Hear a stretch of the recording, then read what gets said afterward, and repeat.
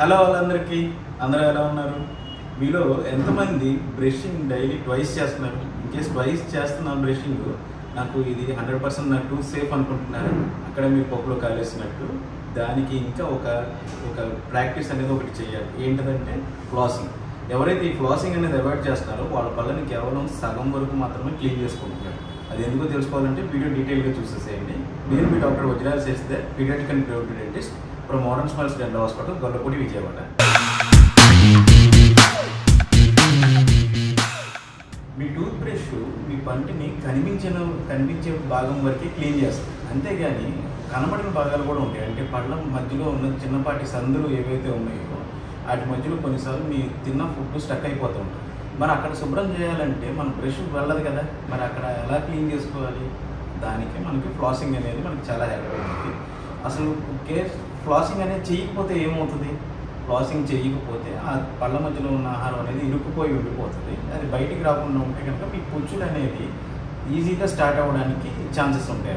పుచ్చులు అనేవి మాత్రమే కాదు, పుచ్చులతో పాటు మనకి చెవుల సమస్యలు కూడా చాలా ఎక్కువగా వస్తుంటాయి. దానివల్ల మనకు కొన్నాడు పంటికి ఉన్న గ్రిప్ అనేది పోతుంది.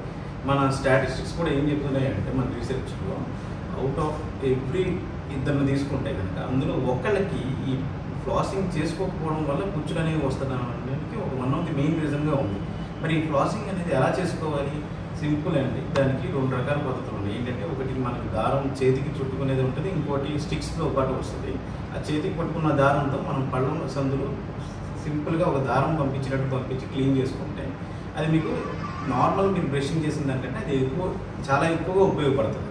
సో ఇది ఎన్నిసార్లు చేయాలి? రోజుకి ఒకసారి చేయొచ్చు, లేదంటే ఫుడ్ తీసుకున్న తర్వాత ప్రతిసారి ఇరుక్కుపోతుంటే కనుక అప్పుడు కూడా చేయొచ్చు. ఈ దారం పెట్టి క్లీన్ చేసుకోవడం అనేది అందరికీ రాదు కదా సార్, అందరూ కూడా అంత ఎఫిషియెంట్గా క్లీన్ చేసుకోవాలి. వీటికి ఆల్టర్నేటివ్స్ కూడా ఉన్నాయి. ఏంటంటే మనకి మార్కెట్లో వాటర్ ప్రాసెస్ అంటే వాటర్ జెట్ ఆఫ్ వాటర్ అనేది మనకు డైరెక్ట్గా టీత్ మరి సందుల మధ్యలో వెళ్తే అక్కడ కూడా ఇరుక్కున్న ఫుడ్ క్లీన్ అవుతుంది. అట్ ద సేమ్ టైం వీటికి ఆల్టర్నేటివ్గా ఇంటర్డెంటల్ బ్రషెస్ అని కూడా ఉన్నాయి. అవి కూడా మీరు యూజ్ చేసుకోవచ్చు. సో ఫ్లాసింగ్ అనేది డైరెక్ట్ మీరు దారాలతోనే కాకుండా అదర్ బ్రషింగ్ ఎయిడ్స్ ఏవైతే ఉన్నాయో వాటర్ ఫ్లాసింగ్ లాంటివి ఇవి కూడా యూజ్ చేయొచ్చు. అందుకు దానివల్ల మీకు ఇంకా హెల్ప్ అవుతుంది. కానీ దానివల్ల ఎందుకంటే ఓన్లీ బ్రషింగ్ ద్వారా మీరు ఒక 60% మాత్రమే శుభ్రం చేసుకుంటారు.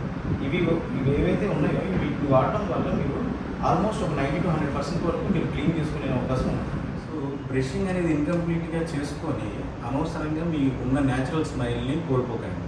సో ఇలాంటి మరిన్ని హెల్తీ కంటెంట్ కోసం please don't forget to subscribe our YouTube channel. అలాగే మన వీడియోస్ని ఎప్పుడు కూడా లైక్ అండ్ షేర్ చేయడం ద్వారా మీరు మరింత మందికి మీరు మన డెంటల్ అవేర్నెస్ అనేది వాళ్ళకి రీచ్ అయ్యేలా చేస్తారు. Thank you.